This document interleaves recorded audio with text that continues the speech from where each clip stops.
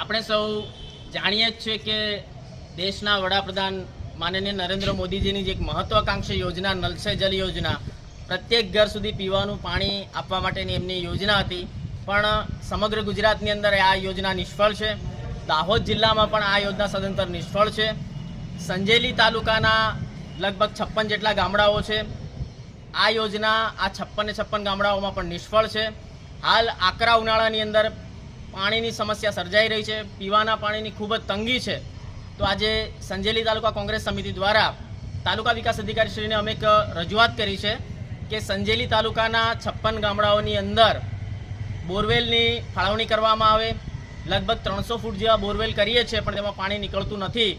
એટલે 450 ફૂટ ઊંડા બોર સંજેલી તાલુકાના ગામડાઓમાં તાત્કાલિક ધોરણે આપવામાં આવે, કારણ કે હજી તો લગભગ 3 મહિના જેટલો સમય બાકી છે. પીવાનું વાપરવાનું પાણી છે નહીં, માલ ઢોર બધા તરસે મરી રહ્યા છે. એટલે તાત્કાલિક ધોરણે 450 ફૂટ ઊંડા બોર કરી અને સંજેલી તાલુકાના ગામડાઓને પીવાના પાણીની સમસ્યામાં રાહત આપવા માટે તાલુકા વિકાસ અધિકારી શ્રીને એક રજૂઆત કરી છે. આપનું નામ? જયેશ સંઘાડા.